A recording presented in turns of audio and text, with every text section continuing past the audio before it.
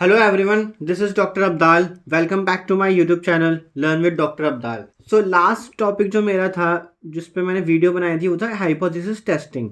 अब hypothesis testing में काफ़ी सारे टेस्ट आते हैं जिसमें से फर्स्ट टेस्ट जो मैं आपके साथ आज डिस्कस करने जा रहा हूँ वो है Z test. So Z test का क्या काम है? So firstly it is a statistical hypothesis test. Okay, so ये दो चीज़ों के बीच का डिफरेंस जानने के लिए होता है और वो क्या है? Sample statistics and population parameter. So population parameter क्या होता है? जो पॉपुलेशन से रिलेटेड हमारे पास मीन या फिर स्टैंडर्ड डेविएशन या फिर प्रोपोर्शन होता है वो. और सैम्पल स्टैटिस्टिक मतलब जो आप सैम्पल से कुछ एनालिसिस करके उसी पॉपुलेशन की जो सैम्पल लेते हो, आप जो पॉपुलेशन आपको गिवन है उसी का आप सैम्पल लेते हो और उससे कुछ मीनिंग ड्राइव करते हो, या तो सैम्पल मीन या फिर सैम्पल स्टैंडर्ड डेविएशन, ये सब चीज़ें ड्राइव करते हो. अब आप इन दोनों के बीच का जो भी सैम्पल पैरामीटर और सैम्पल स्टैटिस्टिक के बीच में जो कुछ डिफरेंस है वो इस जेड टेस्ट के थ्रू जानने की कोशिश करते हो. या फिर दो सैम्पल मीन मतलब इसी पॉपुलेशन से आपने दो सैम्पल लिए, सैम्पल 1 एंड सैम्पल 2, तो इनके जो सैम्पल स्टैटिस्टिक्स हैं उनके बीच का सैम्पल मीन, जो इनके दोनों के सैम्पल मीन है x1 बार एंड x2 बार, ठीक है, S1 का और S2 का जो मीन है उनके बीच में क्या डिफरेंस है ये जानने की कोशिश करते हो with the help of Z test. और इसमें पॉपुलेशन वेरिएंस आपको गिवन होता है, सैम्पल साइज जो है वो बहुत लार्ज होता है. तो लार्ज सैम्पल साइज का मतलब मोस्टली हमारे स्टैटिस्टिक्स में n ग्रेटर देन 30 होता है. मतलब जब ये साइज होगा तो आपकी जो पॉपुलेशन है वो ऑटोमेटिकली नॉर्मल पॉपुलेशन बन जाएगी. वो हम देखेंगे, अजम्पशन भी लेनी पड़ती है हमें जब भी हम कभी भी कोई टेस्ट अप्लाई कर रहे होते हैं तो उसमें अजम्पशंस लेनी होती हैं. तो जेड टेस्ट में जो अजम्पशन होती है वो ये होती है कि जो आपकी पॉपुलेशन है वो नॉर्मल को फॉलो कर रही है. नॉर्मली डिवाइडेड है पॉपुलेशन पूरी. जो नॉर्मल का आपका अगर आपको याद हो नॉर्मल का जो कर्व होता था उसमें पॉपुलेशन कैसे डिवाइड होती थी कि ज़्यादातर पॉपुलेशन मीन के पास ही होती थी. म्यू 3 + सिग्मा तक जाती थी. Mu 3 - sigma and mu +3 sigma तक जो है 99% पॉपुलेशन आपके ऑलमोस्ट कवर हो जाती थी. उसके बाद कुछ को पॉपुलेशन रहती थी. तो इसका मतलब हमारी पॉपुलेशन नॉर्मली डिवाइडेड होनी चाहिए. सो इसमें कुछ अजम्पशंस हैं. For example the sample is drawn randomly from the population. तो हमारा सैम्पल ऑब्वियसली रैंडमली ड्रॉ होना चाहिए, कुछ उसके पीछे पे बायसनेस नहीं होनी चाहिए. So each observation in the sample is independent of the other. ठीक है, मतलब एक सैम्पल दूसरे से इंडिपेंडेंट होना चाहिए. पॉपुलेशन एंड स्टैंडर्ड डेविएशन जो है वो आपका नोन होना चाहिए. जो मतलब पॉपुलेशन से रिलेटेड आपका स्टैंडर्ड डेविएशन निकल के आता है वो आपको पता होना चाहिए. तो कभी कभी बच्चों को आगे जाके कन्फ्यूजन होने लगती है जब हम काफ़ी सारे टेस्ट कवर करने लगते हैं, F test, chi square test, Z test, T test, तो कौन सा टेस्ट कब अप्लाई होगा. तो आपको ये सारी चीज़ें पता होनी चाहिए. जैसे सैम्पल पे इन्होंने रिस्ट्रिक्शन लगाई है, आगे आप देखोगे n ग्रेटर देन 30 होना चाहिए. तो ये चीज़ देख लोगे आप. या फिर उसका जो फॉर्मूला होता है, उसका हर किसी टेस्ट का एक स्टैटिस्टिक्स होता है, तो उस स्टैटिस्टिक का एक फॉर्मूला होता है. वो फॉर्मूला आप देखो तो वहाँ से आपको जानकारी मिलती है कि हाँ कि मेरे पास ये डेटा क्वेश्चन में गिवन है तो मुझे ये चीज़ अप्लाई, ये वाला टेस्ट अप्लाई करना है. तो इसमें आप कंफ्यूज मत होना. बट सो आपका जेड टेस्ट में पॉपुलेशन स्टैंडर्ड डेविएशन गिवन होना चाहिए and population is normally distributed होनी चाहिए, जैसा कि मैं आपको पिछली स्लाइड में बता रहा था. या फिर sample size is sufficiently large होना चाहिए. तो सफिशिएंटली लार्ज का मतलब है कि आपका पॉपुलेशन में एटलीस्ट 30 या 30 से ज़्यादा ऑब्जर्वेशन होनी चाहिए. सो द अगर 30 से ज़्यादा ऑब्जर्वेशन है तो sampling distribution of the sample mean जो है वो नॉर्मल हो जाता है by the central limit theorem. Central limit theorem पे भी मैं वीडियो बना चुका हूँ, उसको आप जाके देखना, क्योंकि इसमें थोड़ा सा सेंट्रल लिमिट थ्योरम का भी कॉन्सेप्ट लग रहा है कि जो आपका जेड स्टैटिस्टिक्स होता है वो एक्चुअल में सेंट्रल लिमिट थ्योरम से ही निकल के आएगा, जो हम मैं आगे की स्लाइड में डिस्कस करूँगा. सो नेक्स्ट जो है हमारे पास Z test for one mean. So Z test जो इस वीडियो में मैं बताने जा रहा हूँ वो वन मीन और टू मीन दोनों के लिए बताऊँगा. कुछ क्वेश्चंस मैंने वन मीन पे रखे हैं और कुछ क्वेश्चंस टू मीन पे रखे हैं.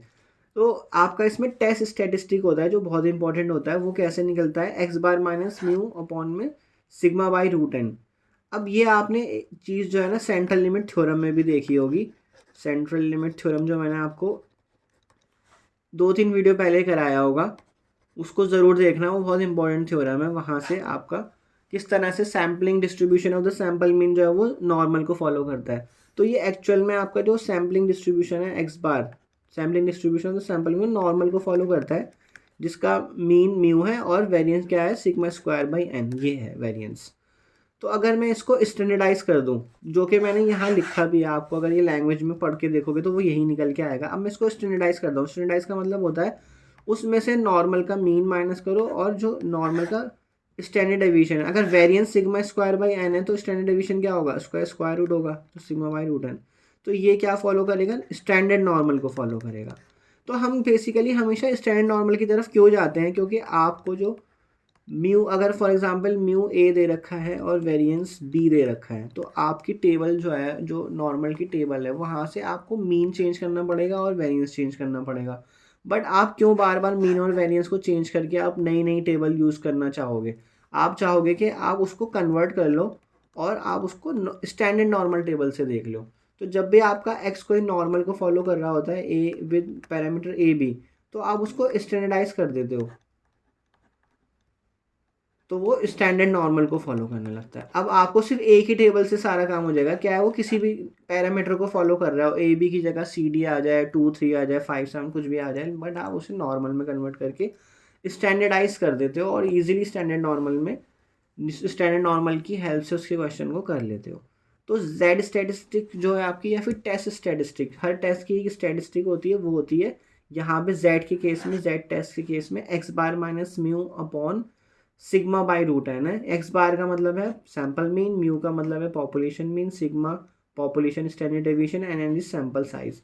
तो जैसा मैं आपको बता रहा था पिछले वाली स्लाइड में कि आपको अगर फॉर्मूला टेस्ट स्टैटिस्टिक का याद है, जो कि ये दे रखा है, अगर आपको ये फॉर्मूला याद है तो आप क्या कर सकते हो, आप क्वेश्चन को ईजिली अंडरस्टैंड कर सकते हो कि इस पर कौन सा टेस्ट लगने वाला है। अदरवाइज आपको कन्फ्यूजन हो जाएगी कि भाई मुझे कौन सा डेटा चाहिए और कौन सा टेस्ट अप्लाई करना है, वहाँ पे आप कंफ्यूज हो जाओगे। तो आपको यहाँ पे देख के पता लग रहा है आपको ये 4 तरह का डेटा चाहिए, तभी आप जेड टेस्ट अप्लाई कर सकते हो। और आपको पॉपुलेशन साइज भी यहाँ पता है, जो एन की वैल्यू है वो ग्रेटर देन इक्वल टू 30 होनी चाहिए। ठीक है, तो करते हैं इस पे बेस कुछ क्वेश्चंस। सो फर्स्ट क्वेश्चन देखो, यहाँ से हम फिर इंफॉर्मेशन निकालेंगे जो डेटा हमें चाहिए। Consider random sample of 100 Indian carpenters. तो यहाँ पे सैंपल की वर्डिंग आ गई, रैंडम सैंपल, तो मतलब सैंपल का साइज है ये, तो एन की वैल्यू आ गई है। Produces a sample mean of $15, तो यहाँ पे वो सैंपल मीन प्रोड्यूस कर रहा है, मतलब एक्स बार प्रोड्यूस कर रहा है $15 का, विद स्टैंडर्ड डेविएशन 2। तो ये स्टैंडर्ड डेविएशन एक्चुअल में पॉपुलेशन का। So you wish to show that an average hourly wage of carpenter in the state of India is different from $14। So average hourly wage of carpenter दे रखा है Indian state of India, किसी एक state का, मतलब एक पूरी state की पॉपुलेशन का आपको मीन दे रखा है। तो ये पॉपुलेशन मीन है, that is mu is $14। And alpha की वैल्यू आपकी 0.05 है, और स्टैंडर्ड डेविएशन क्या दे रखा था आपको, 2 दे रखा, ये जो स्टैंडर्ड डेविएशन ऊपर दे रखा है। और अल्फा मतलब सिग्निफिकेंस, लेवल ऑफ सिग्निफिकेंस, जो कि मैंने आपको बेसिक्स ऑफ हाइपोथेसिस टेस्टिंग में सारी चीज़ें ये टर्म्स बताई थी, तो आप वो वीडियो ज़रूर देखना बेसिक्स की। तो आपको ये टेस्ट लगाने में दिक्कत नहीं होगी ज़्यादा कि इसमें क्या क्या वर्डिंग आ रही है, 2 tail 1 tail, level of significance. तो ये सब चीज़ें आपको पी वैल्यू और भी चीज़ें आएंगी, क्रिटिकल रीजन, क्रिटिकल वैल्यू, ये सब चीज़ें मैंने बेसिक्स में बताई, तो आप वहाँ जाके ज़रूर देख लेना उसको। अब सबसे पहले हम यहाँ पे डिसाइड करेंगे अपनी नल हाइपोथेसिस और ऑल्टरनेटिव हाइपोथेसिस। सबसे पहला काम हमारा यही होता है। तो इसमें देखो लैंग्वेज हमारी हमेशा जो नल हाइपोथेसिस आती है वो इक्वालिटी में आती है। तो क्या बोल रहा है यहाँ पे, एवरेज पॉपुलेशन का एवरेज क्या है 14, तो आपका म्यू इज इक्वल टू 14 बनेगा नल हाइपोथेसिस। ओके, और ऑल्टरनेटिव क्या बनेगा वो आपको लैंग्वेज पढ़नी पड़ेगी, वहाँ पे भी पता लग जाता है। अदरवाइज अगर नहीं दे रखा होता, सिर्फ एक वर्ड यूज़ हो रहा होता है वैलिड, तो आपको नॉट इक्वल लेना होता है। तो यू विश टू शो देता है average wage carpenter in the state of India is different from 14, उसमें वर्ड यूज़ हो रहा है डिफरेंट फ्रॉम 14, तो इसका मतलब है mu is not equal to 14 आएगा आपकी ऑल्टरनेटिव हाइपोथेसिस। ठीक है, तो और नल हाइपोथेसिस हमेशा इक्वालिटी में आएगी और ऑल्टरनेटिव हमेशा नॉट इक्वालिटी में आएगी। अब नेक्स्ट, सो नेक्स्ट आ जाता है आपका टेस्ट स्टैटिस्टिक, जो उसका फॉर्मूला था, मतलब कि आपको z निकालना है X bar minus mu upon sigma by root n करके।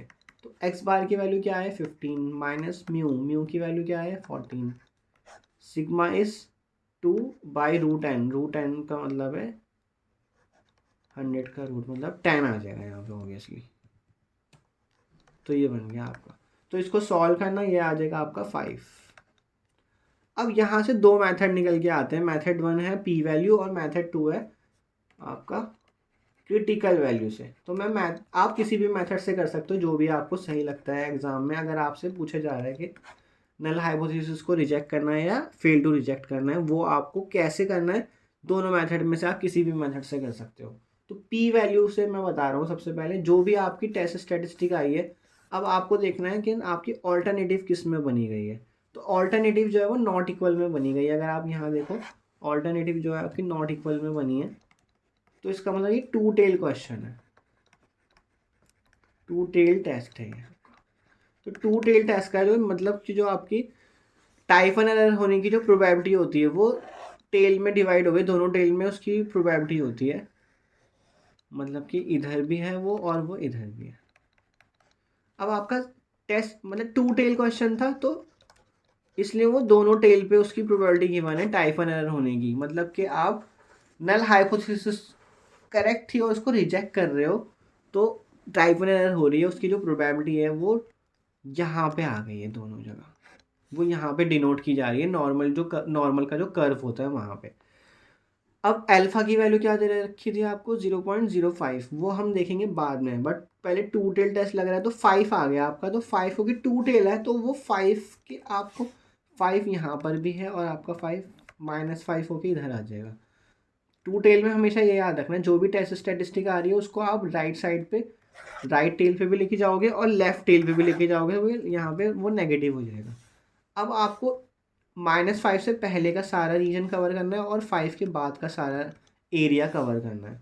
तो probability of z less then -5 and plus probability of z greater than 5, है ना। तो z लेस देन -5 का मतलब मैंने ये वाला टेल कवर करा है और z ग्रेटर देन 5 का मतलब मैंने ये वाली टेल कवर करी है। तो हमेशा टू टेल्ड में आप ऐसे ही लिखोगे। जो भी टेस्ट स्टेटिस्टिक आएगी आपकी, जैसे 5 आई तो मैंने 5 को -5 से पहले और 5 के बाद का सारा एरिया कवर कर लिया। अब probability of z less then 5 तो एज इट इज रहने दो, और probability of z greater than 5 इसको मैं कैसे लिख सकता हूँ, इसको मैं, अब मुझे 5 के बाद का एरिया चाहिए। ये मैंने नॉर्मल में आपको अच्छे से समझाया था। 5 के बाद का मुझे एरिया चाहिए अगर, तो मैं क्या करूँगा, 5 से पहले का जितना भी एरिया, ये वाला एरिया, उसको 1 में से अगर मैं माइनस कर दूँ तो मेरे पास ये बचा हुआ एरिया आ जाएगा। तो मैं क्या करूँगा, क्योंकि कर्व के नीचे का जो पूरा एरिया होता है आपके, इस कर्व के नीचे का जितना भी इसके नीचे का एरिया होता है, पूरी जो टेल होती है यहाँ से लेके यहाँ -∞ से +∞, वो 1 होता है। तो मैंने क्या करा, 1 में से माइनस कर दिया probability of z less than equal to 5, मतलब 5 से पहले का एरिया माइनस कर दिया मैंने। ठीक है, मतलब कि मैंने ये रेड पोर्शन है, ये वाला एरिया पूरा अगर मैं माइनस कर दूँ 1 में से, जो कि कर्व का पूरा एरिया है, कर्व के नीचे का पूरा एरिया 1 में से माइनस करूँ तो मुझे कौन सा वाला एरिया मिल जाएगा, मुझे ये जो मेरा ग्रीन एरिया है ये मिल जाएगा 5 के बाद वाला, यही तो एरिया चाहिए मुझे। तो मैंने उसको कन्वर्ट कर लिया अपनी प्रॉब्लम को इस तरह से। अब आप एक चीज़ देखो, जो नॉर्मल डिस्ट्रीब्यूशन का कर्व है, ये नॉर्मल का कर्व है, इसमें जितना भी एरिया जीरो के मतलब जीरो के राइट साइड पे उतना ही जीरो के लेफ्ट साइड पे, और ये ग्राफ जीरो के अबाउट सिमेट्रिक होता है। तो जितना यहाँ ग्रीन एरिया आ रहा है उतना ही यहाँ पे जो एरिया है -5 से पहले वाला वो भी उसी के इक्वल है। तो मैं क्या करूँगा, इसको 2 × 1 minus probability of z less than equal to 5 कर दूँगा। ठीक है, क्योंकि ये वाला एरिया भी इसी के इक्वल है, तो मुझे दोनों एरिया को अलग अलग सॉल्व करने की ज़रूरत नहीं है। मैंने क्या करा, जो ग्रीन वाला एरिया है, ये जो ग्रीन वाला एरिया है इसी का डबल कर दिया मैंने। तो जो मेरा इधर है वो भी आ जाएगा, जो इस साइड है, जो ये वाला है ये भी आ जाएगा। ठीक, अब हमें क्या करना है, इसको टेबल से वैल्यू देखनी है। तो 2 less than equal to 2 × 1 minus z less than equal to 5। So z less than equal to 5 का मतलब है आपको क्यूमुलेटिव टेबल से वैल्यू देखनी है, नॉर्मल की जो क्यूमुलेटिव टेबल होती है, और 5 और 5 से पहले का एरिया देखना है। मतलब तो आपको 5 पर वैल्यू देखनी है। तो 5 पर वैल्यू देखने का मतलब है आपको इधर 5 पे आना है। अब आप देखोगे यहाँ 3.9 तक ही दे रखे हैं आपको, 3.9, और अगर आप इधर जाओ ऊपर जो रो होती है तो यहाँ पे 0.09 है। तो 3.9 में 0.09 ऐड करोगे तो 3.99 तक की वैल्यू दे रखी है। वो कहाँ आएगी, बिल्कुल लास्ट पॉइंट पे आएगी, जो इन दोनों का इंटरसेक्शन है, कॉलम और रो का। तो कॉलम एंड रो का जो इंटरसेक्शन है वो अप्रॉक्सीमेटली 1 ही बन रहा है आपका। तो 1 बनने का मतलब है यहाँ पे आपको वैल्यू को 1 लिखना है, क्योंकि मतलब 3.99 तक की वैल्यू ही दे रखी है। इसका मतलब उसके बाद की जितनी भी वैल्यूज़ होंगी 4, 4.1, 4.2, वो सारी पे वैल्यू 1 आएगी आपकी। तो ये एक्चुअल में 0 बन गया। अब पी वैल्यू मेथड क्या कहता है, अगर मैंने आपको ये बेसिक्स में बताया था कि अगर P less than equal to alpha होगा, पी वैल्यू मतलब पी का मतलब पी वैल्यू वो less than equal to alpha होगा तो रिजेक्ट करोगे आप एच नॉट को। अदरवाइज अगर पी ग्रेटर देन अल्फा आ रहा है, ठीक है ना, तो फेल टू रिजेक्ट करोगे, fail to reject H naught होगा। तो यहाँ पे क्या हो रहा है, आपका पी की वैल्यू 0 आ रही है और अल्फा की वैल्यू ऑब्वियसली 0.05 है जो 5% थी, तो वो लेस ही आ रही है, तो इसका मतलब रिजेक्ट एच नॉट। तो एच नॉट रिजेक्ट होने का मतलब क्या हो गया कि म्यू 14 के इक्वल नहीं है। इसका मतलब आपकी ऑल्टरनेटिव हाइपोथेसिस ट्रू हो रही है, इसका मतलब mu is not equal to 14 हो रहा है। तो ये पी वैल्यू से हो गया। अब मैं आपको सेकंड मेथड से भी बता देता हूँ, जो कि कभी एग्जाम में पूछा जा सकता है कि फाइंड द क्रिटिकल वैल्यू। तो क्रिटिकल वैल्यू से भी बता देता हूँ मैं आपको, फिर बाकी क्वेश्चन में आप इजीली कर लोगे कोई से भी मेथड से। सो क्रिटिकल वैल्यू में क्या होता है, हमारा जो अल्फा दे रखा था क्वेश्चन में 0.05, वो 2 पार्ट्स में डिवाइड हो जाता है, क्योंकि टू टेल क्वेश्चन है यहाँ पे। क्योंकि आपकी ऑल्टरनेटिव हाइपोथेसिस क्या है, वो नॉट इक्वल में आ रही है, तो नॉट इक्वल का मतलब था वो टू टेल क्वेश्चन था, यही बताया था मैंने आपको। तो आपका जो अल्फा है ना, वो यहाँ पे भी उसका एरिया आ गया और इस साइड पे इस टेल पर भी आ गया है ना। थोड़ा सा इसको प्रॉपर ग्राफ बना लेना। तो अल्फा बाई 2 हो जाएगा ये, और अल्फा बाई 2 एरिया हो जाएगा ये वाला, ठीक है। ये दोनों एरिया अल्फा बाई टू हो गए, मतलब जो ये शेडेड पोर्शन है ना, ये एरिया है अल्फा बाई 2। तो मैंने को क्या करना है, 1 माइनस अल्फा बाई 2 करना है। तो ये वाला पॉइंट है ना, मुझे इसमें इंटरेस्ट है, तो ये हो जाएगा जेड अल्फा बाई 2, और ये जो इधर पॉइंट है वो हो जाएगा जेड अल्फा बाई 2। तो 1 माइनस अल्फा बाई 2 का मतलब है 1 माइनस 0.05 बाई 2 करना है आपने। तो 1 माइनस 0.025 हो जाएगा, तो ये हो जाएगा 0.975। अब ये वैल्यू मुझे क्या करनी है, 0.975 वैल्यू टेबल से देखनी है कि उसकी कॉरेस्पॉन्डिंग में जेड अल्फा बाई 2 क्या होगा। अब जेड अल्फा बाई 2 मेरा नेगेटिव साइड भी आएगा और पॉजिटिव साइड भी आएगा। तो 0.975 ये वैल्यू मुझे स्टैंडर्ड नॉर्मल टेबल में ढूंढनी है, तो कहाँ आएगी वो देखनी है मुझे।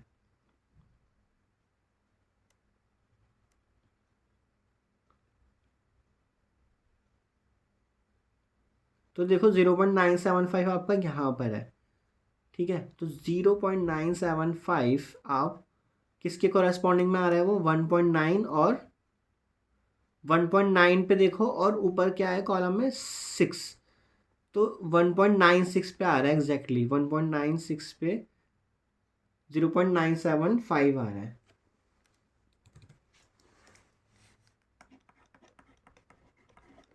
सो मतलब कि मेरा जो जेड अल्फा वाई 2 है वो 1.96 इधर है, और इधर क्या है वो माइनस का 1.96। ये मेरी दोनों क्रिटिकल वैल्यू बन गई हैं। तो इन क्रिटिकल वैल्यू से अब मैं पता लगाऊंगा कि मेरा जो नल हाइपोथेसिस है वो रिजेक्ट होगी कि एक्सेप्ट होगी।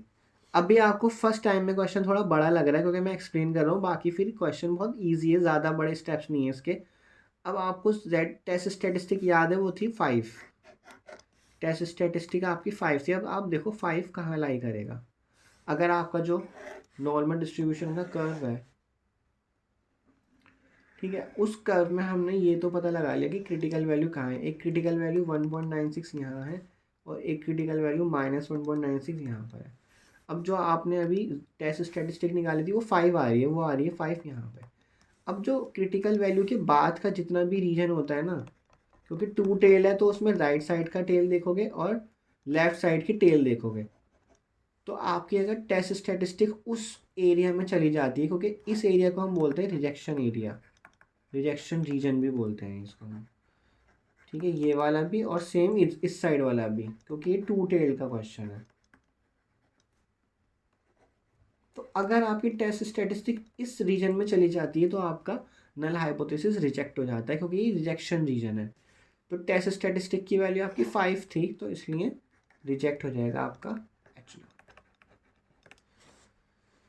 सो आई होप क्वेश्चन आपको समझ आया होगा दोनों मेथड से। तो आपको जौन सा मेथड इजी लगे आप उससे कर सकते हो, और अगर आपसे क्वेश्चन में पूछा जाता है कि आप क्रिटिकल वैल्यू फाइंड करो, उससे करो, तो आप उससे भी इजीली कर लोगे।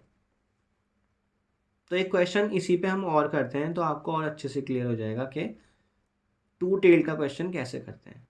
सो a manufacturer claims that an average weight of a packet sugar is 1 kg। So random sample of 64 packets. तो एवरेज वेट का मतलब है म्यू की वैल्यू 1 दे रखा है, सैंपल दे रखा है आपको। अ सैंपल ऑफ 64 मतलब कि एन की वैल्यू 64 है।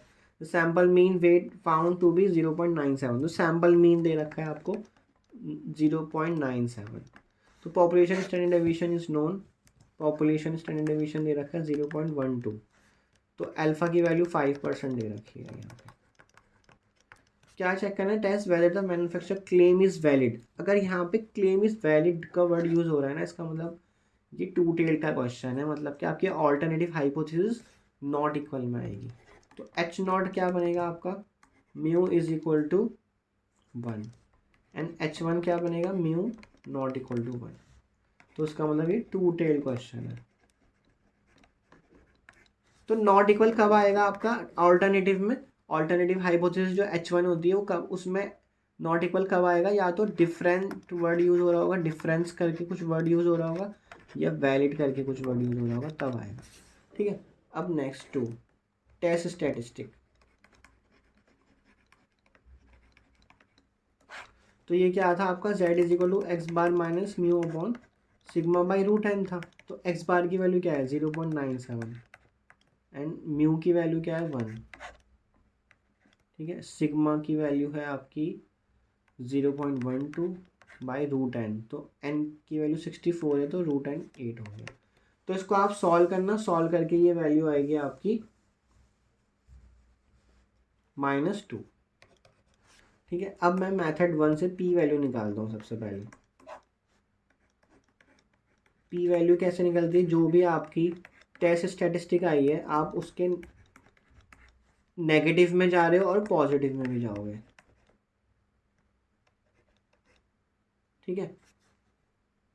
टेस्ट स्टैटिस्टिक जो भी आ रहा है आपका -2 आ रहा है, तो कोई बात नहीं, पिछले में 5 आ रहा था अगर आपको याद हो, तो आप हम उसको दोनों साइड लेके जाओगे, आप राइट टेल पे भी और लेफ्ट टेल पे भी, क्योंकि टू टेल का क्वेश्चन है ये। तो आप 2 के राइट पे भी लेके जा रहे हो और -2 के लेफ्ट पे भी लेके जा रहे हो। ये टेल पे लेके जाना होता है, आपको बीच में नहीं आना होता है। जो बीच का एरिया वहाँ नहीं आना होता है, आपको हमेशा टेल पे जाना है, या तो राइट टेल या लेफ्ट टेल या दोनों टेल। तो इसमें दोनों टेल पे आपको वैल्यू निकालनी है। तो ये क्या बनता है आपको? मैंने जैसे पिछले क्वेश्चन में बताया था आपको, इसको तो माइनस वाले को सॉल्व करने की जरूरत नहीं है, क्योंकि एक टेल जितना एरिया एक टेल पर है, दूसरे टेल पर भी उतना ही एरिया है। तो मैं क्या करूँगा? पॉजिटिव वाले को सॉल्व करूँगा। तो पॉजिटिव वाले को सॉल्व करने का मेथड क्या था? 1 minus probability of Z less than equal to 2 लिख सकता हूँ मैं इसको, है ना। सो ये वाला एरिया और ये वाला एरिया दोनों एक्चुअल में इक्वल ही हैं। तो मैंने क्या करा? इसको 2 into 1 minus probability of Z less than equal to 2 कर दिया। ठीक है। बिल्कुल सेम पीछे वाला क्वेश्चन ही बन रहा है। अब मुझे ये 2 पे वैल्यू देखनी पड़ेगी नॉर्मल टेबल में। Z less than equal to 2 का मतलब है क्यूमुलेटिव टेबल से मुझे 2 पर वैल्यू देखनी है। तो 2 पर वैल्यू देखो क्या आ रही है? 0.9772 आ रही है 2 पर जो वैल्यू देखनी है। मैंने देखो कॉलम फर्स्ट क्यों चुना? क्योंकि जो आपका ऊपर वैल्यू दे रखी होती है वो 0 दे रखी है। मतलब मैं इसमें ये जो कॉलम में वैल्यू दे रखी है और जो आपकी रो में वैल्यू दे रखी है, उनको ऐड करना होता है बस। तो इसलिए ऊपर 0 लिखा है तो वो ऐड हो जाएगा। तो 2 पे वैल्यू सीधी सीधी क्या आ जाएगी? 0.9772। तो 0.9772। तो इसको सॉल्व करो आप माइनस करके, तो ये वैल्यू आ जाएगी आपकी 0.0456। सो अगर पी वैल्यू आपकी less than equal to alpha होती है, तो रिजेक्ट करनी होती है आपको एच नॉट। तो यहाँ पे पी वैल्यू तो 0.0456 आ रही है, और अल्फा की वैल्यू क्या होती है? 0.05। तो ऑब्वियसली लेस ही आ रही है, तो यहाँ पे आपकी एच नॉट रिजेक्ट हो गया। तो ये रूल होता है, आपको इस रूल को याद कर लेना है अगर पी वैल्यू से क्वेश्चन सॉल्व करना चाहते हो। तो ये मेथड 1 हो गया। तो मेथड 2 देख लेते हैं हम। वो किससे देखेंगे हम? क्रिटिकल वैल्यू से। तो आपको जो मेथड सही लगे आप उससे कर सकते हो। तो क्रिटिकल वैल्यू का मतलब है, अब आपका ये टू टेल का क्वेश्चन है, तो आपका जो अल्फा है वो दोनों पार्ट में डिवाइड हो गया और अल्फा की वैल्यू सेम वही चल रही है 0.05। तो वो दोनों डिवाइड हो जाएगा, राइट टेल और लेफ्ट टेल में जो अल्फा है वो डिवाइड हो जाएगा। तो ये भी अल्फा बाई 2 होगा और ये भी अल्फा बाई 2 एरिया होगा। तो मैं सबसे पहले क्या करूँगा, 1 माइनस अल्फा बाई 2। तो 1 माइनस 0.025, तो 1 जो पिछले क्वेश्चन में आ रहा था सेम वही आ रहा है 0.975। तो अब मैं 0.975 वैल्यू ढूंढूंगा कहाँ पे? अपने टेबल में यहाँ पे। तो वो किस पे आ रही थी पिछले वाले क्वेश्चन में? 1.96 पे आ रही थी। 975 वो 1.9 और ऊपर अगर आप इस कॉलम में जाओगे तो 0.06। तो 1.9 में 0.06 ऐड करोगे तो मतलब उन दोनों कॉलम और रो का इंटरसेक्शन है ये 1.96। ठीक। तो आपका जो ये वाला पॉइंट है ये है जेड अल्फ़ा बाई 2 और जो ये वाला पॉइंट है ये भी जेड अल्फ़ा बाई 2 है। तो जेड अल्फ़ा बाई 2 क्या आ रहा है आपका? प्लस माइनस 1.96 आ रहा है। तो यहाँ पे पॉइंट आ गया। तो अगर आप इसको दोबारा से ग्राफिकली देखो तो एक पॉइंट आपका क्या आ रहा है? ये वाला आ रहा है 1.96 और ये वाला भी आ रहा है माइनस का 1.96। ठीक है, टू टेल का क्वेश्चन है, ये याद रखना आप। तो आपका क्रिटिकल वैल्यू जो है वो रिजेक्शन एरिया और एक्सेप्टेंस एरिया को डिवाइड कर देता है। रिजेक्शन रीजन और एक्सेप्टेंस रीजन को डिवाइड कर देता है। तो रिजेक्शन रीजन है वो शेडिड वाला है और जो बाकी बीच का है वो एक्सेप्टेंस रीजन है। मतलब एच नॉट को एक्सेप्ट कर लोगे आप अगर आपकी टेस्ट स्टैटिस्टिक वहाँ आ गई। अब टेस्ट स्टैटिस्टिक क्या आ रही थी आपके ऊपर? टेस्ट स्टैटिस्टिक आ रही थी -2। अब -2 कहाँ जाएगा? -2 ऑब्वियसली यहाँ का ही आएगा, है ना। तो -2 की वैल्यू कहाँ चली गई? रिजेक्शन रीजन में। तो क्या करोगे आप? एच नॉट को रिजेक्ट कर दोगे। मतलब कि इस रिजेक्शन रीजन में जो भी वैल्यू जा रही है वहाँ एच नॉट रिजेक्ट होता है। तो एच नॉट रिजेक्शन एरिया भी कहते हैं इसको आप, rejection region of H naught. ठीक है, एच नॉट को यहाँ पे हम रिजेक्ट करते हैं अगर हमारी टेस्ट स्टेटिस्टिक यहाँ चली जाती है। तो ये हमने किससे कर लिया? क्रिटिकल वैल्यू से भी कर लिया। तो आपको आई होप टू टेल का क्वेश्चन समझ आ गया होगा कैसे करना है पी वैल्यू से और क्रिटिकल वैल्यू से। तो ये मैंने टू टेल करा है, अब मैं राइट टेल का करूँगा 2 क्वेश्चन ताकि आपको क्लियर हो जाए किस तरह से राइट टेल, लेफ्ट टेल और टू टेल के क्वेश्चन होते हैं। सो थर्ड क्वेश्चन देखते हैं। Average weekly earning of female social worker is $670। तो इसमें कुछ सैम्पल की बात नहीं हो रही थी, आपका पॉपुलेशन आपका जो 670 है वो आपका पॉपुलेशन मीन हो जाएगा क्योंकि यहाँ पे कुछ भी तरह की सैम्पल की बात नहीं हो रही है। A random sample of n is equal to 40, तो n की वैल्यू तो 40 हो गई। तो इस सैम्पल की जो आपका 40 का सैम्पल उठा गया है पूरी पॉपुलेशन में से, उसका जो मीन है, शोड मीन मतलब social worker showed mean is 725। तो वो आ गया आपका एक्स बार $725। ठीक है, तो डॉलर में भी लिखा है तो ऑब्वियसली वो सैम्पल साइज तो हो ही नहीं सकता। देन स्टैंडर्ड एविएशन वो आ रहा है आपका 102 एंड आपका अल्फा आ रहा है 0.01। ठीक। अब सबसे पहले तो आपकी नल हाइपोथेसिस और ऑल्टरनेटिव हाइपोथेसिस। तो नल हाइपोथेसिस इसमें इक्वालिटी में आएगी, म्यू इज इक्वल टू 670। अब इसमें वर्डिंग देखनी पड़ेगी आपको कि वर्डिंग क्या यूज़ हो रही है। इसमें लिखा है do man in the same position have average weekly earning that are higher than those for women. तो अगर आप में हायर वर्ड आ गया है ना, तो हायर का मतलब है वो ग्रेटर की बात कर रहा है, मतलब म्यू इज ग्रेटर देन 670। तो जैसे ही ग्रेटर आ गया तो ये कौन सा क्वेश्चन बन गया? राइट टेल का। तो आपको दोनों टेल पे जाने की कोशिश नहीं करनी है, आपको सिर्फ एक ही टेल पे क्वेश्चन को सॉल्व करना है। अब सेकंड आपका आएगा टेस्ट स्टैटिस्टिक। तो टेस्ट स्टैटिस्टिक्स में बस आपको वैल्यू पुट करनी होती है, z is equal to x bar minus mu upon sigma by root n। तो आपको सारी वैल्यू गिवन होती है क्वेश्चन में। सो एक्स बार है आपका 725, म्यू है आपका 670, सिग्मा इज 102√10 मतलब √40। तो इसको आप सॉल्व करना पूरे को, तो ये आ जाएगा 3.41। सो मेथड 1 से करते हैं सबसे पहले हम क्वेश्चन पी वैल्यू से। तो पी वैल्यू के लिए क्या करोगे अब आप, क्योंकि अब ये राइट टेल क्वेश्चन है तो जो भी टेस्ट स्टेटिस्टिक आ रहा है उसके राइट पर ही वैल्यू निकालोगे अब आप। तो z ग्रेटर देन 3.41 के लिए करोगे बस अब आप, ठीक है, क्योंकि आपका रिजेक्शन एरिया जो होगा ना वो सिर्फ और सिर्फ राइट टेल पर होगा। तो 3.41 के बाद कितना एरिया आ रहा है using the standard normal table, तो इसको मैं कैसे लिख सकता हूँ, 3.41 के बाद को निकालने के लिए मैं 1 minus 3 z less than equal to 3.41 भी लिख सकता हूँ। मतलब जितना 3.41 से पहले का एरिया होगा उसको मैंने 1 में से माइनस कर दिया अगर, तो मुझे उसके बाद वाला एरिया मिल जाएगा। तो 3.41 आप टेबल से देख लेना, 3.41 आपका होगा ये 0.9997।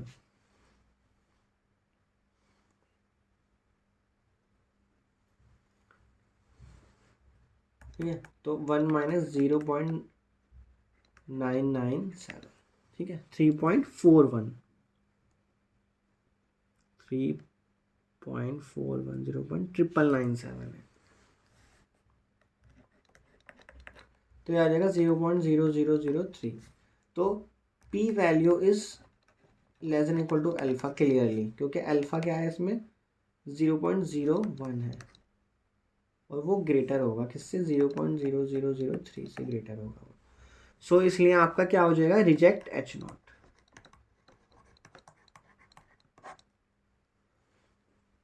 क्योंकि ये रूल होता है अगर p value less than equal to alpha है तो आपको रिजेक्ट करना है H नॉट को। अब मेथड 2 से देख लेते हैं, क्रिटिकल वैल्यू से मतलब।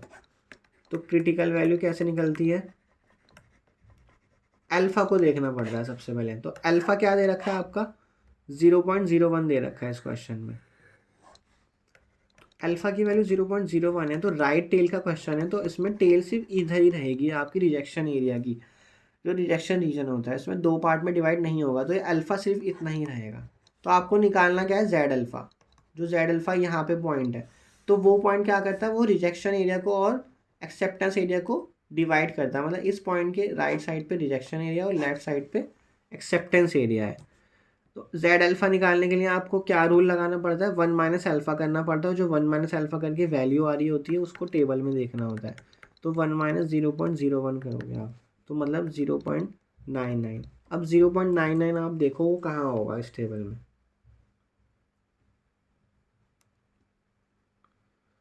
तो देखो 0.99 अब बिल्कुल इसके ही पास में है ज़्यादा 0 तो इसमें आपको मिड पॉइंट लेने की भी वैसे ज़रूरत नहीं पड़ेगी। अगर आप ऊपर जाओ तो 0.03 है और इधर आओगे तो 2.3 है, तो 2.33 बन गया आपका पॉइंट।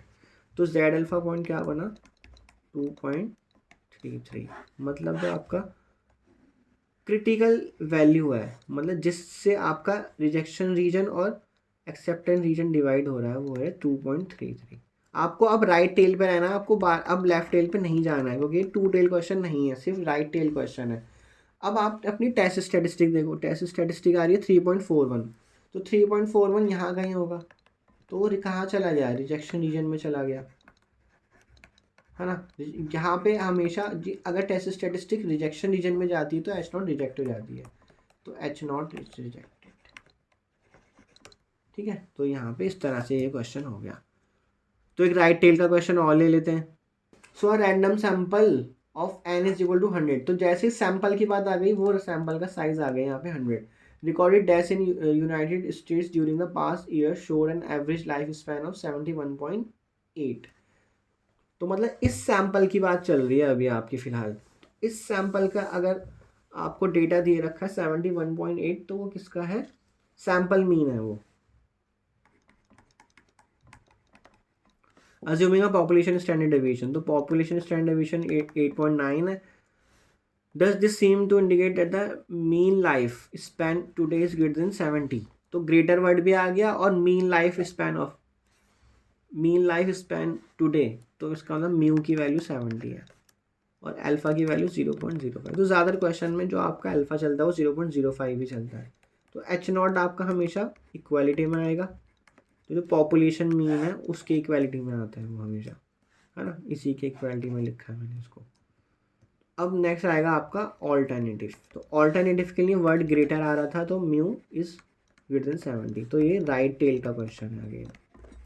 तो राइट टेल जैसे मैंने अभी पिछले कॉन्सेप्ट करा था वैसे ही होगा ये भी, पिछला क्वेश्चन जो करा था। अब आपका आ जाएगा टेस्ट स्टैटिस्टिक।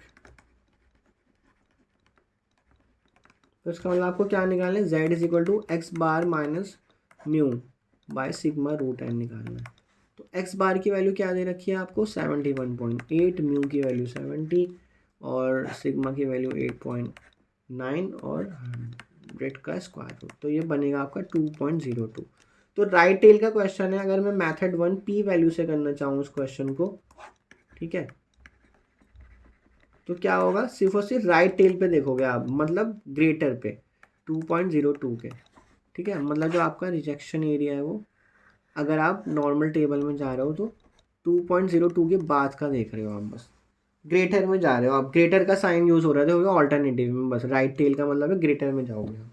तो आपको क्या करना है, इसको नॉर्मल से देखने के लिए क्यूमुलेटिव की टेबल से, तो मैंने इसको क्यूमुलेटिव में कन्वर्ट कर दिया, 1 में से माइनस कर दिया, मतलब 2.02 से पहले वाला एरिया 1 में से माइनस कर दिया। तो 2.02 क्या होगा, 0.9783, 0.9783। तो ये बन गया आपका 0.0217। तो यहाँ पे आपकी पी वैल्यू क्या दे रखी थी, 0.05। अगेन क्या हो रहा है, पी वैल्यू जो है वो less than equal to alpha आ रही है। 0.05 जो है वो ग्रेटर है किससे, 0.0217 से। तो क्या हो जाएगा, रिजेक्ट एच नॉट। अगर पी वैल्यू ग्रेटर आ जाती तो क्या होता, fail to reject H naught आता। अब मेथड 2 किससे करेंगे, क्रिटिकल वैल्यू से। तो क्रिटिकल वैल्यू कैसे निकलती है, अल्फा की हेल्प से। अल्फा क्या दे रखा है इसमें, 0.05। तो कौन सा क्वेश्चन है ये, राइट टेल का। तो राइट टेल में क्या होता है, सिर्फ और सिर्फ राइट टेल पे ही रिजेक्शन एरिया होता है, मतलब यहाँ पे है आपका रिजेक्शन एरिया।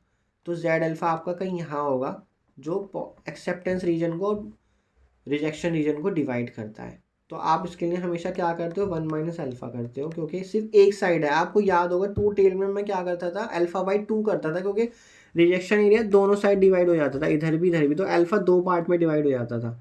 लेकिन अब नहीं होगा, अब वो एक ही पार्ट पे रहेगा, तो अल्फा ही रहेगा। तो 1 माइनस 0.05, तो ये कितना बन गया, 0.95। अब 0.95 आपको कहाँ देखना है, स्टैंडर्ड नॉर्मल टेबल में देखना है, उसके कॉरेस्पॉन्डिंग में कौन सी वैल्यू आ रही है, 0.95 के।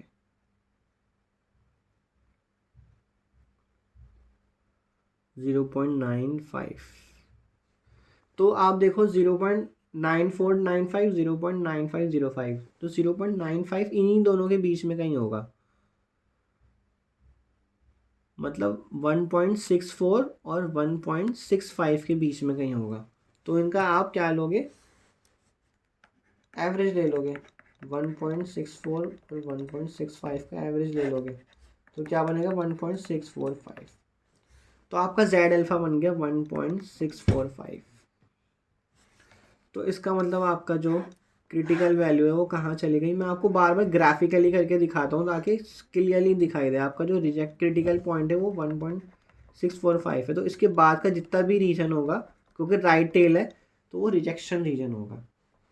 अब आपकी टेस्ट स्टैटिस्टिक क्या आ रही थी, इस वाले केस में टेस्ट स्टैटिस्टिक आ रही थी 2.02। तो 2.02 कहाँ लाई करेगा, 2.02 ऑब्वियसली यहीं कहीं लाई करेगा। तो ये पॉइंट टेस्ट स्टैटिस्टिक कहाँ चला गया, रिजेक्शन एरिया में चला गया, तो इसका मतलब रिजेक्ट एच नॉट। मतलब टेस्ट स्टैटिस्टिक कहाँ जा रहा है ये देखना है। अगर रिजेक्शन एरिया में जा रहा है तो रिजेक्ट करोगे एच नॉट, अगर वो यहाँ कहीं आ जाता, इस साइड कहीं आ जाता, तो आप क्या करते, एक्सेप्ट कर लेते एच नॉट को, या दूसरी लैंग्वेज क्या यूज होती है, fail to reject H naught कर लेते। सो नेक्स्ट क्वेश्चन देखते हैं, लेफ्ट एल का क्वेश्चन है। इसमें कैसे पता लगेगा, क्योंकि इसमें यहाँ पे लेस देन वर्ड यूज हो रहा है, हमेशा वर्डिंग पे जाना है आपको। अगर लेफ्ट टेल का मतलब है लेस देन, तो लेस देन चीज़ यूज हो रही है आपकी, ऑल्टरनेटिव में लेस का सिंबल आएगा। तो इसमें सबसे पहले डेटा उठा लेते हैं। तो a company claims that average life time of its LED bulb is 1200। तो इसमें कुछ सैंपल की बात अभी नहीं हुई है, तो यहाँ पे सैंपल का जिक्र नहीं हो रहा है, तो ये पॉपुलेशन मीन है आपका 1200। The population standard deviation is 150, तो पॉपुलेशन का आ गया। अ रैंडम सैंपल मतलब अब आप पूरी पॉपुलेशन में से 36 बल्ब उठा रहे हो, तो मतलब आपका सैंपल का साइज 36 हो गया। And sample shows an average life time of, मतलब sample mean is 1160 and alpha is 0.05। अब आपको क्या चेक करना है, test whether the average life time of girl is less than 1200, तो लेस देन आ गया, तो आपका सबसे पहले नल हाइपोथेसिस जो कि इक्वालिटी में आती है वो आ जाएगी 1200, और जो आपकी ऑल्टरनेटिव आती है वो हमेशा लेस में आती है, तो वो आ गई 1200 से लेस करके। नेक्स्ट क्या निकालोगे आप, टेस्ट स्टैटिस्टिक।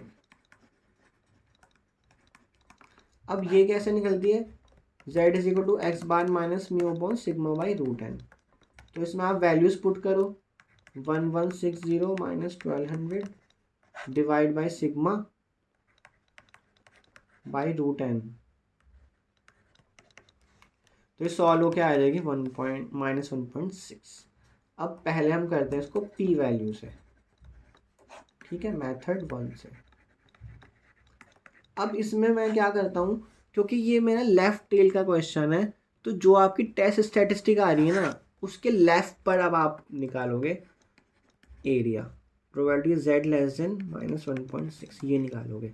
देखो टू टेल में क्या करता था मैं, उस पॉइंट को पॉजिटिव और नेगेटिव करके, अगर टू टेल का होता और मान लो -1.6 आ रहा होता, तो मैं क्या करता, probability of z less then -1.6 और probability of z greater than 1.6, उनको पॉजिटिव नेगेटिव करके दोनों साइड, पॉजिटिव नेगेटिव साइड दोनों पे आपकी प्रोबेबिलिटी निकालता। और अगर ये राइट टेल होता तो मैं उससे ग्रेटर निकालता, बट अब ये लेफ्ट टेल आ रहा है तो मैं उसके लेस में निकालूंगा, क्योंकि मेरा जो रिजेक्शन एरिया बनेगा इसमें ना, वो लेफ्ट टेल पे बनेगा, मतलब वो कहाँ होगा, सिर्फ और सिर्फ एक ही साइड होगा और इस साइड होगा। तो मैं -1.6 से पहले का एरिया निकालने में इंटरेस्टेड हूँ अब। तो इसको मैं कैसे निकाल सकता हूँ, देखो जितना एरिया -1.6 से पहले का है उतना एरिया 1.6 से बाद का भी होगा। अगर मुझे वैल्यू निकालनी है -1.6 से पहले की, तो मैं इसको ऐसे भी तो लिख सकता हूँ, z ग्रेटर देन 1.6, और z ग्रेटर देन 1.6 को कैसे लिख सकते हैं, क्योंकि मुझे अपनी टेबल में हमेशा वैल्यूज़ जो दे रखी होती हैं वो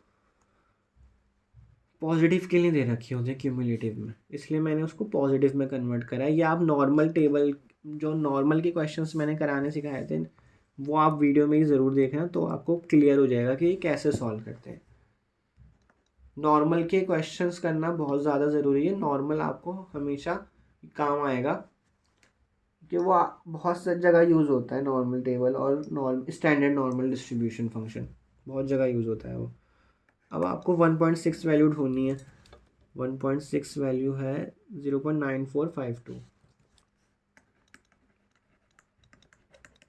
तो ये वैल्यू आ गई आपकी 0.0458। अब ये वैल्यू जो है ना 0.05 से ग्रेटर है, जो कि अल्फा है, मतलब p वैल्यू इस बार जो है वो ग्रेटर देन अल्फा आ गई है, तो इसका मतलब क्या आएगा, fail to reject H0।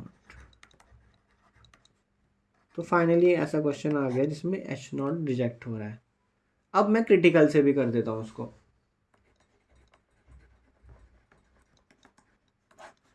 So critical में हम क्या देखते हैं, सबसे पहले अल्फा देखते हैं उस, और कौन सा क्वेश्चन है, लेफ्ट टेल का है या राइट टेल का या टू टेल का है, तो ये लेफ्ट टेल का क्वेश्चन है, तो अल्फा मेरा इधर होगा, ये एरिया जो है अल्फा है, अल्फा की वैल्यू क्या है 0.05, तो सबसे पहले 1 माइनस अल्फा करूँगा, क्योंकि वन टेल का क्वेश्चन है तो अल्फा को डिवाइड नहीं करेंगे 2 से, तो 0.05 का मतलब है 0.95। अब 0.95 आप फिर से टेबल में देख लोगे तो कहाँ आएगा आपको पता ही है, क्योंकि पीछे भी हम निकाल चुके हैं उसको। तो 0.95 वो इन दोनों वैल्यू के कहीं बीच में आएगा, 0.9495 और 0.9505 के बीच में कहीं आएगा, तो 1.64 और 1.65 का एवरेज आएगा, मतलब जेड अल्फ़ा। तो जेड अल्फ़ा जो आ रहा है आपका, वो आ रहा है 1.64 और 1.65 का एवरेज, इसके बीच में है कहीं, तो 1.645 आ गया आपका वो। तो अब मैं इसको अगर क्रिटिकल वैल्यू आई है जो एक्सेप्टेंस रीजन और रिजेक्शन रीजन को डिवाइड करती है दो पार्ट्स में, अलग अलग पार्ट्स में, सॉरी। तो 1.65 अगर आपकी ये वैल्यू आ रही है और आपका लेफ्ट टेल का क्वेश्चन है, तो जेड अल्फा क्या बनेगा, माइनस में हो जाएगा वो, क्योंकि वो लेफ्ट टेल का क्वेश्चन है, आपका जेड अल्फा इधर है, तो उसको आपने नेगेटिव साइन लगा लेना, ये याद रख लेना है आपको। तो यहाँ पे आ रहा है -1.645 और टेस्ट स्टेटिस्टिक क्या आ रहा था ऊपर जो आपने सॉल्व करा था, वो आ रहा था -1.6। अगर आप यहाँ देखो -1.6 आ रहा था, तो -1.6 ऑब्वियसली इस पॉइंट के राइट साइड पे यहाँ कहीं होगा, है ना, -1.6। तो ये वाला रीजन जो इससे पहले वाला रीजन है, ये आपका कौन सा रीजन है, रिजेक्शन रीजन है ये वाला। बट आपका टेस्ट स्टैटिस्टिक जो है, ये टेस्ट स्टैटिस्टिक ये कहाँ चला गया, उसके राइट में चला गया, मतलब एक्सेप्टेंस रीजन में चला गया वो। तो इसका मतलब ये हो गया कि आपका जो नल हाइपोथेसिस है वो रिजेक्ट नहीं होगा, तो fail to reject H naught होगा। सो आई होप आपको ये लेफ्ट टेल का क्वेश्चन समझ आया होगा कि हमने लेफ्ट टेल में क्वेश्चन को कैसे करना है। तो एक क्वेश्चन इस पे और ले लेंगे तो आपको लेफ्ट टेल बिल्कुल क्लियर हो जाएगा। So a soft drink company claims that an average volume of a bottle is 500 ml। तो इसमें यहाँ पे किसी भी तरह सैम्पल की बात नहीं हो रही है, तो आपका जो पॉपुलेशन मीन बनेगा विच इज़ म्यू, वो बन जाएगा 500। उसके बाद अ रैंडम सैम्पल ऑफ 49 बॉटल्स, तो मतलब एन की वैल्यू 49 है, उसका सैम्पल मीन क्या आ रहा है, 495 आ रहा है। पॉपुलेशन स्टैंडर्ड डेविएशन आपको क्या आगे वन है, 14। Test whether the true mean volume of the bottle is less than 500 ml, ये चेक करना है आपको अल्फा पे 0.05। तो लेस का टर्म यूज़ हो गया आपका, तो इसका मतलब आपकी जो ऑल्टरनेटिव हाइपोथेसिस है वो क्या बनेगी, लेस में बनेगी। तो एच नॉट तो आपका हमेशा इक्वालिटी में ही रहता है, तो आपका म्यू इज इक्वल टू 500 हो गया, एंड म्यू लेस देन 500 बनेगा आपका लेफ्ट टेल का क्वेश्चन है आपका। ठीक है, पिछले वाले में भी वो लेफ्ट टेल का ही क्वेश्चन था। फिर आप निकालोगे टेस्ट स्टैटिस्टिक। टेस्ट स्टैटिस्टिक का फॉर्मूला आपको क्लियर हो चुका होगा अब तक, एक्स बार माइनस म्यू, तो इसलिए मैं एक एक बार लिख के दिखा देता हूँ आगे आपको याद हो जाए। तो एक्स बार की वैल्यू है 495 एंड म्यू की वैल्यू है 500, सिग्मा इज़ 14, तो रूट एन इज़ 49। तो ये क्या बन जाएगा सॉल्व होने के बाद, -2.5 बनेगा ये। सो सबसे पहले हम मेथड 1 से इसको कर लेते हैं हम, which is P value method. तो पी वैल्यू में हम क्या करते हैं, क्योंकि अभी लेफ्ट टेल का क्वेश्चन है, तो मुझे जो टेस्ट स्टैटिस्टिक आई है उसके लेफ्ट पर ही बस एरिया निकालना है नॉर्मल डिस्ट्रीब्यूशन से। तो जितना उसके लेफ्ट पर है उतना राइट पर है, क्योंकि नॉर्मल डिस्ट्रीब्यूशन का जो कर्व होता है वो सिमेट्रिक होता है। अगर मुझे -2.5 से पहले का एरिया निकालना है, तो मैं 2.5 के बाद का भी तो एरिया निकाल सकता हूँ, वो भी तो उसके बराबर ही होगा। तो मैं इसको कन्वर्ट कर रहा हूँ पॉजिटिव में, क्योंकि अगर आपको टेबल पॉजिटिव में दे रखी है तो पॉजिटिव से ही तो वैल्यू निकाल पाओगे आप, नेगेटिव से तो कोई वैल्यू नहीं निकाल पाओगे। तो अब z ग्रेटर देन 2.5 निकालना है, तो इसको मैं कैसे लिखता हूँ, 1 minus probability of z less than equal to 2.5 कर दिया मैंने। ठीक है, मतलब कि मैं क्या कर रहा हूँ कि उसको 1 में से माइनस करके निकाल रहा हूँ, क्योंकि 2.5 से पहले का जितना एरिया है उसको अगर मैं 1 में से माइनस कर दूँ तो 2.5 का बाद का एरिया आ जाएगा। सॉरी, अब आपको 2.5 कहाँ देख लेना है, टेबल में। 2.5 जो है 0.9938 आ रहा है, 0.9938, तो ये वैल्यू बन जाएगी 0.0062। अब ये वैल्यू जो है लेस देन अल्फ़ा है, अल्फ़ा की वैल्यू है आपकी 0.05। तो पी वैल्यू अगर लेस देन अल्फ़ा हो जाती है, less than equal to alpha हो जाती है, तो हम क्या करते हैं, रिजेक्ट कर देते हैं एच नॉट को। तो यहाँ आपका एच नॉट रिजेक्ट हो गया। अब नेक्स्ट मेथड 2 से भी बता देता हूँ। ठीक है, मैं दोनों मेथड से कर रहा हूँ, तो इसलिए क्वेश्चन में ज़्यादा टाइम लग रहा है, तो ये ज़्यादा टाइम का क्वेश्चन नहीं है, मुश्किल से 5 मिनट का क्वेश्चन है ये। अगर आपके पास टेबल, आपको टेबल से वैल्यू प्रॉपर देखनी आती है तो तो क्रिटिकल वैल्यू का मतलब है मुझे अल्फ़ा, सबसे पहले तो अल्फ़ा देखना है अपना क्या है, अल्फ़ा की वैल्यू 0.05 है और क्वेश्चन क्या है, लेफ्ट टेल का क्वेश्चन है। तो मतलब मुझे जेड अल्फ़ा मेरा यहाँ का ही होगा, मतलब जो अगर वो पॉजिटिव में भी आ रहा है तो मुझे उसको नेगेटिव कर लेना, यही चीज़ याद रखना। 0.05 है तो 1 माइनस अल्फ़ा करोगे तो 1 माइनस 0.05 करा तो 0.95 आया। तो 0.95 आप कहाँ सर्च करोगे, टेबल में सर्च करोगे। तो 0.95 आपको याद ही है वो कहाँ है, इधर इन दोनों के बीच में है। 0.9495 और 0.9505 तो 1.64 मतलब यहाँ पे वैल्यू को ऐड कर दी तो मतलब उनका इंटरसेक्शन, कॉलम और रो का इंटरसेक्शन देखते हैं। तो 1.64 और 1.65 तो 1.64 एंड 1.65 का मिड पॉइंट ले लिया आपने तो 1.645 हो गया है। अब आपका क्योंकि सिर्फ लेफ्ट टेल का क्वेश्चन है तो मैंने इसको नेगेटिव भी कर दिया। ठीक है, ये आपका एक्चुअल में क्रिटिकल पॉइंट बनेगा, क्रिटिकल वैल्यू बनेगी।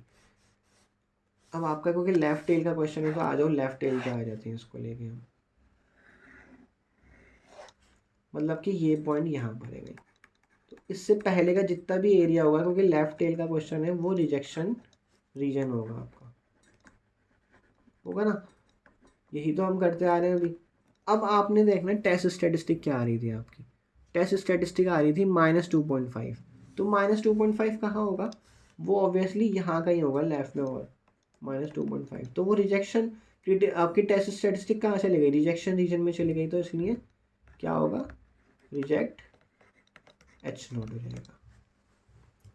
सो आई होप आपको वन मीन के सारे तरह के क्वेश्चन आ गए होंगे, टू टेल, राइट टेल और लेफ्ट टेल। अब मैं आपको टू मीन के क्वेश्चन करने सिखाऊंगा कि टू मीन के question two tail, right tail और लेफ्ट टेल में कैसे होते हैं। आई होप आपको अब टेल अप्लाई करना आ गया होगा और नॉर्मल टेबल से किस तरह से वैल्यू देखते हैं वो भी आ गया होगा।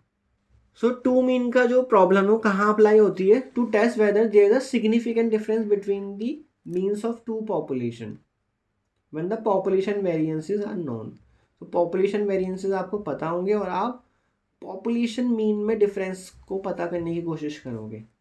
ठीक है, significant difference between the means of the two population. ठीक है, तो अब आपका टेस्ट स्टैटिस्टिक आपका ये होगा, x1 बार माइनस x2 बार। x1 बार क्या है, सैम्पल मीन, दोनों पॉपुलेशन के सैम्पल मीन है x1 bar x2 bar, sigma 1 square sigma 2 square divide by n1 n2। तो ये आप टेस्ट स्टैटिस्टिक याद कर लेना टू मीन के लिए, तो इस पर हम कुछ क्वेश्चंस करते हैं तो आपको और अच्छे से क्लियर हो जाएगा। इसमें एक चीज़ और है, ऑल्टरनेटिव हाइपोथेसिस जो है वो हमेशा इसी फॉर्म में बनेगी कि दोनों पॉपुलेशन मीन या तो डिफरेंट करेंगे, क्योंकि ऑल्टरनेटिव आपकी कैसे आती है, या तो नॉट इक्वल में आती है, ग्रेटर में आती है, लेस में आती है। तो या तो नॉट इक्वल होंगे या दोनों मीन लेस देन साइन में होंगे या ग्रेटर देन साइन में होंगे। नाउ क्वेश्चन करते हैं तो आपको अब और अच्छे से क्लियर हो जाएगा कि टू मीन का क्वेश्चन कैसे होता है जेड टेस्ट में। तो two factories produce light bulb, factory A है सैम्पल मीन ऑफ 800 आवर्स। तो दो फैक्ट्रीज हैं, फैक्ट्री ए और फैक्ट्री बी। तो उसका सैम्पल मीन क्या दे रखा है आपको, 800 आवर्स फ्रॉम 40 बल्ब। तो n1 की वैल्यू है 40 with sigma 1 is equal to 50। तो पूरी फैक्ट्री ए को हमने डेटा 1 मान लिया, सैम्पल 1 मान लिया। फैक्ट्री बी देख लेते हैं। तो फैक्ट्री बी का जो मीन है वो आ रहा है 780 फ्रॉम 35 बल्ब। तो n2 की वैल्यू है 35 और सिग्मा की वैल्यू है आपकी 60। सो टेस्ट एट 1%, तो अल्फा की वैल्यू क्या है 0.01। Whether the means are significantly different, तो डिफरेंट वन आ रहा है तो इसका मतलब आपकी ऑल्टरनेटिव हाइपोथेसिस क्या बनेगी, नॉट इक्वल में बनेगी। और आपकी नल क्या बनेगी, वो इक्वालिटी में बनेगी, मतलब μ1 इज इक्वल टू μ2 ये बनेगा। और ऑल्टरनेटिव क्या बनेगी, μ1 इज नॉट इक्वल टू μ2 ये बनेगी। तो जैसे नॉट इक्वल आ गया तो ये टू टेल का क्वेश्चन है। और आपको टू टेल कैसे करते हैं वो पता ही था, मैंने शुरू में ही बता दिया था आपको। फर्स्ट क्वेश्चन जो कराए थे वो टू टेल के ही कराए थे। अब आप टेस्ट स्टैटिस्टिक करोगे तो टेस्ट स्टैटिस्टिक का फॉर्मूला इसमें जो है वो चेंज है। तो आप क्या करोगे, z is equal to x1 bar minus x2 bar divided by sigma 1 square by n1 plus sigma 2 square by n2। इसमें वैल्यूज पुट करोगे आप, जो भी आपको वैल्यूज पता है। सो आपका x1 बार क्या है, मतलब पॉपुलेशन 1 का मीन, सैम्पल मीन 800, सेकंड का है 780, सिग्मा 1 स्क्वायर, तो सिग्मा 1 50 दे रखा है तो 50 का स्क्वायर होगा divide by n1 this 40 plus sigma 2 square, तो सिग्मा 2 है ये आपका 60, तो 60 का स्क्वायर हो जाएगा ये डिवाइड बाई n2 इज 35। तो इसको आप प्रॉपरली कैलकुलेटर से सॉल्व कर लेना, ये वैल्यू आ जाएगी 1.94। अब मैं इसको p वैल्यू से करता हूँ, तो p वैल्यू से मतलब मेथड 1 जो मैं मान के चल रहा हूँ अपना p वैल्यू वाला मेथड, तो p वैल्यू में अब टू टेल का क्वेश्चन है ये, तो टू टेल में क्या करते हो, जो भी टेस्ट स्टेटिस्टिक आ रही है उसके राइट पे भी जाओगे और उसके लेफ्ट पे भी जाओगे, मतलब 1.94 को आप राइट पे भी लेके लिखोगे और लेफ्ट पे भी लेकर लिखोगे, 1.94 इधर और माइनस 1.94 इधर। तो ये आपका ये वाला पार्ट निकालना है आपको, इन दोनों का सम करना है। तो probability of z less then minus 1.94 plus probability of z greater than 1.94, ये एरिया निकालना है आपको नॉर्मल से। तो नेगेटिव वाला जितना है, क्योंकि सिमेट्रिक होता है आपका ग्राफ, जितना एरिया ये है उतना ही एरिया आपका ये है, तो मैं एक एरिया निकाल लूँगा, उसको 2 से मल्टीप्लाई कर दूंगा। तो इसको मैं कैसे लिख सकता हूँ, ग्रेटर देन को 1 माइनस करके लेस देन में कन्वर्ट कर सकता हूँ मैं इसको, ये नॉर्मल को सॉल्व करने का मेथड होता है। तो जितना एरिया ये है उतना ही एरिया ये भी है, तो 2 into 1 minus probability of z less than equal to 1.94। तो 1.94 को आप टेबल से देख लोगे तो क्या वैल्यू आएगी 1.94 पे, 1.94 वो आ रहा है ये 0.9738,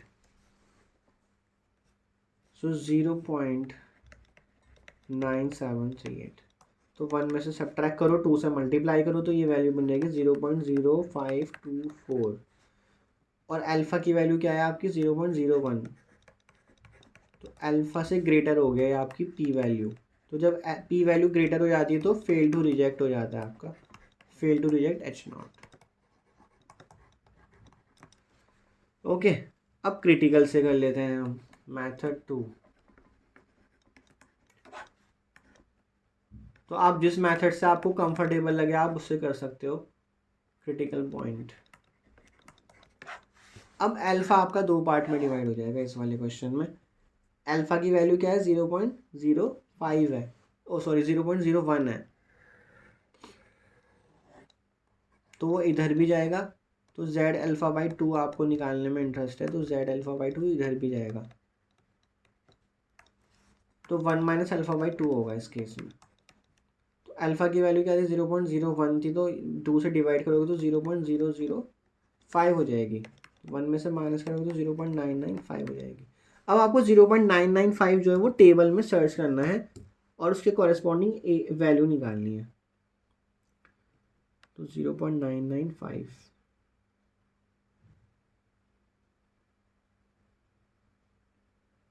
तो देखो 0.995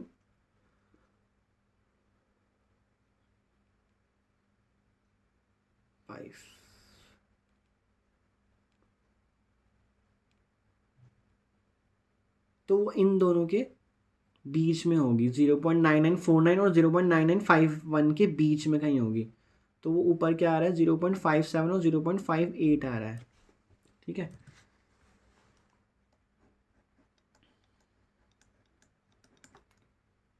तो 2.57 और 2.58 के बीच में जो उसका मिड पॉइंट ले लिया हमने 0.575, तो इसका मतलब आपका जो क्रिटिकल पॉइंट है वो 2 पॉइंट बने हैं आपके, एक राइट टेल पे जाएगा एक लेफ्ट टेल पे जाएगा, क्योंकि टू टेल क्वेश्चन है। तो 2.575 तो इधर आ गया और एक चला गया इधर, माइनस 2.575, तो राइट टेल आपने ये बना ली है और लेफ्ट टेल आपका ये एरिया है।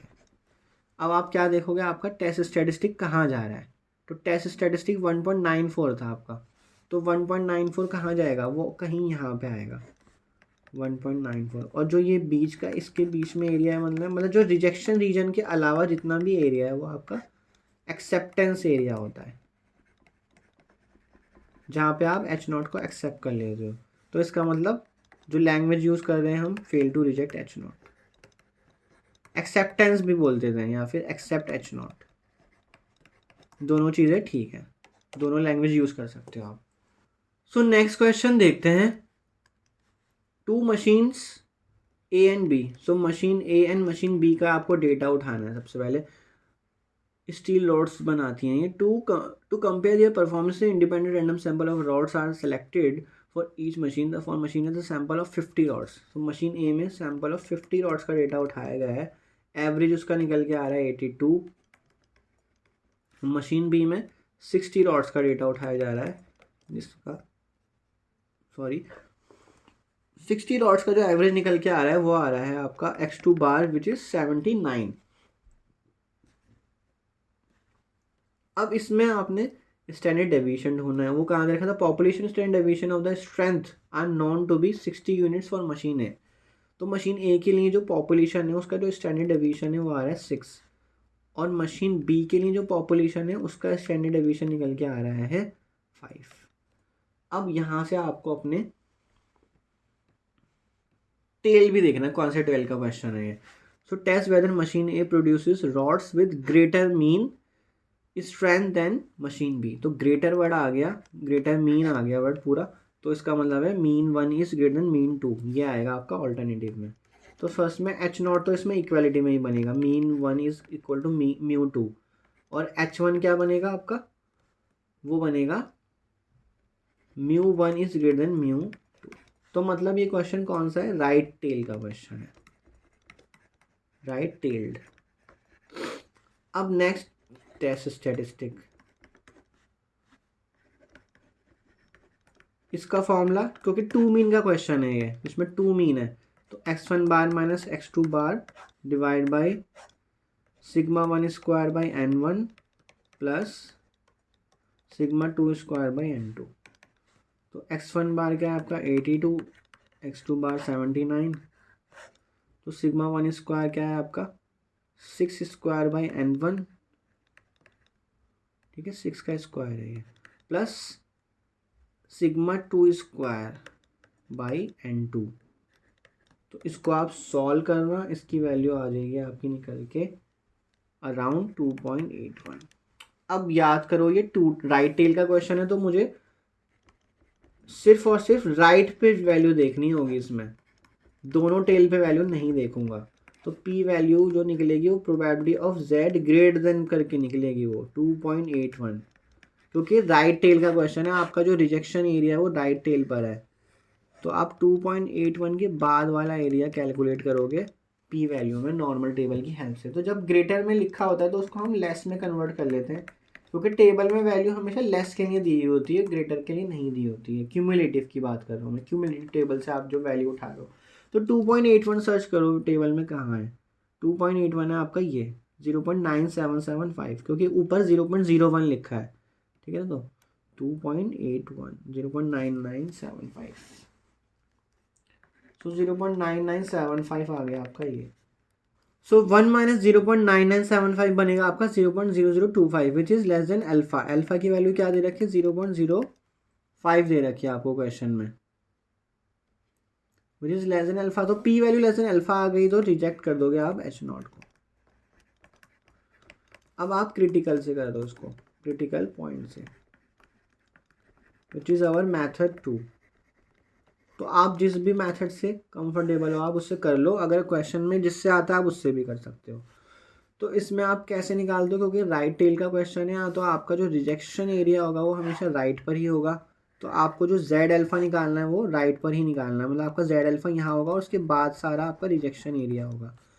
तो 1 माइनस अल्फ़ा करोगे, 1 माइनस 0.05 करोगे तो ये हो जाएगा 0.95, और 0.95 को आप टेबल से देख लोगे। 0.95 कहाँ आता है आपका 1.6 के यहाँ, 0.9495 0.9505, तो ये मतलब 1.64 और 1.65 के बीच में कहीं होगा जो आपका जेड अल्फा होगा।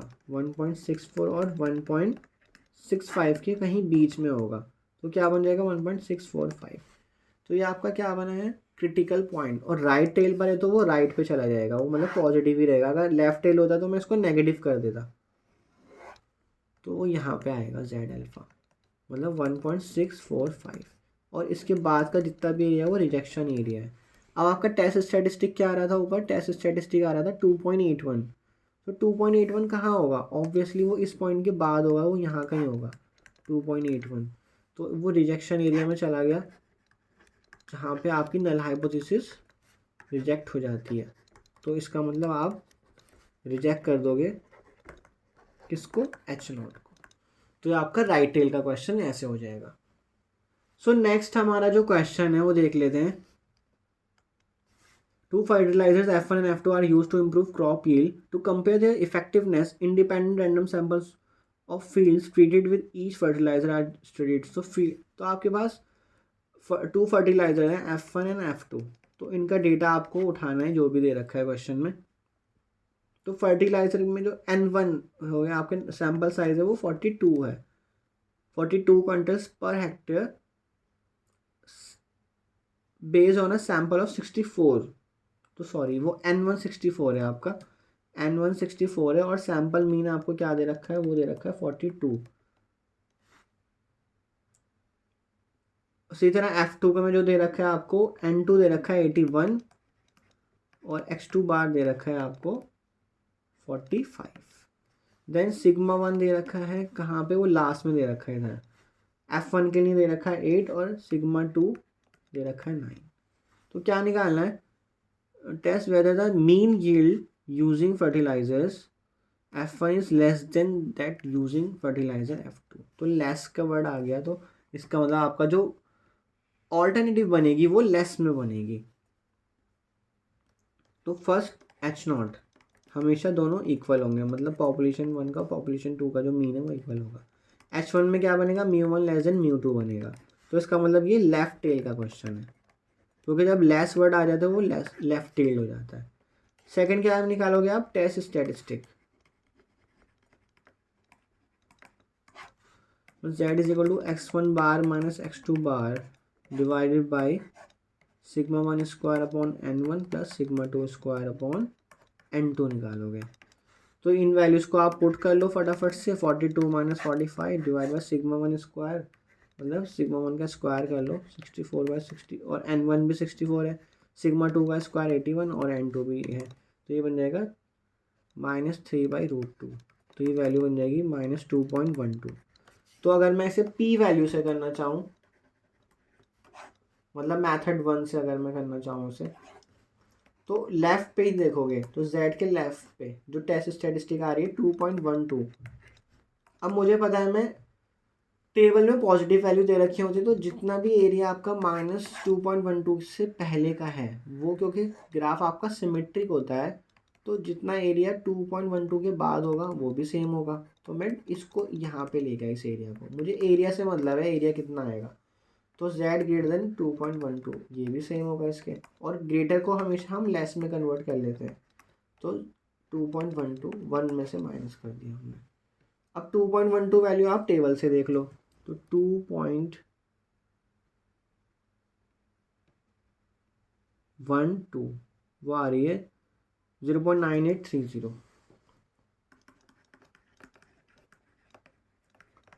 तो ये वैल्यू आ गई 0.017। तो ये वैल्यू जो है आप ऑब्वियसली आपकी पी वैल्यू लेस देन 0.05 आ रही है, विच इज़ अल्फ़ा, और ये आपकी पी वैल्यू थी, तो क्या हो जाएगा, रिजेक्ट हो जाएगा आपका एच नॉट। तो ये पी वैल्यू से कर दिया मैंने। अब क्रिटिकल से भी देख लेते हैं उसको एक बार। क्रिटिकल पॉइंट में हमें पता है लेफ्ट टेल का क्वेश्चन है, तो आपका जो भी एरिया रीजन होगा वो लेफ्ट टेल पे होगा, ये याद रख लेना आप। मतलब आपका जो जेड अल्फ़ा होगा वो यहाँ कहीं होगा। तो आप सबसे पहले तो 1 माइनस अल्फ़ा करोगे, तो 1 माइनस 0.05, तो क्या बन गया 0.95। और 0.95 के लिए आपको पता है जेड अल्फ़ा क्या आता है, हमने भी पीछे भी सॉल्व करके देखा है कई बार, वो 1.645 आता है। बट आपका लेफ्ट टेल का क्वेश्चन है तो ये नेगेटिव हो जाएगा, बस आपको ये पॉइंट याद रखना है, सबसे इंपॉर्टेंट पॉइंट जो है, ठीक है। ये तो पता है ना आपको 0.95, मैंने क्या करा, मैंने इस टेबल में सर्च करा है 0.95 को, तो 0.95 इन दोनों के बीच में कहीं आता है, 0.9495 और 0.9505 के बीच में कहीं आता है। तो 1.64 और 1.65 का मिड पॉइंट लिया गया है ये 1.64 प्लस 1.65 का जो मिड पॉइंट है वो है 1.645, बट क्योंकि आपका लेफ्ट टेल का क्वेश्चन है तो वो पॉइंट यहाँ पे जाके नेगेटिव हो जाएगा। ये चीज़ है इंपॉर्टेंट, कभी आप उसको यहाँ लिख दो और फिर चेक करने बैठ जाओ कि आपकी टेस्ट स्टेटिस्टिक कहाँ लाई कर रही है। यहाँ गलती मत करना लेफ्ट टेल में। अब टेस्ट स्टेटिस्टिक आ रही थी -2.12, तो -2.12 कहाँ होगा भाई, वो होगा यहाँ पे। तो -2.12 इधर है, तो इसका मतलब वो आपके रिजेक्शन एरिया में चला गया पॉइंट, तो इसका मतलब रिजेक्ट करोगे आप अपनी H0 को। सो आई होप आपको जेड टेस्ट अच्छे से समझ आ गया होगा। मैंने काफ़ी सारे क्वेश्चन करा दिए हैं इस पर, तो राइट टेल, लेफ्ट टेल और टू टेल में कंफ्यूज मत होना, उसको अच्छे से करना। ऐसे पी वैल्यू से समझ आ रहा है तो पी वैल्यू से करो, और अगर आपको क्रिटिकल पॉइंट से समझ आ रहा है, मैथड 2 जिसको मैंने बोला, अगर आपको उससे समझ आ रहा है आप उससे करो। तो फिर मिलेंगे नेक्स्ट वीडियो में। प्रैक्टिस करते रहो, खुद से प्रैक्टिस करो, खुद से वैल्यू ढूंढो तो ज़्यादा बेटर रहेगा, ज़्यादा अच्छे से समझ पाओगे। गलती होने की चांसेस आपके प्रैक्टिस में ही ख़त्म हो जाएंगे। तो फिर मिलेंगे नेक्स्ट वीडियो में। Thank you so much.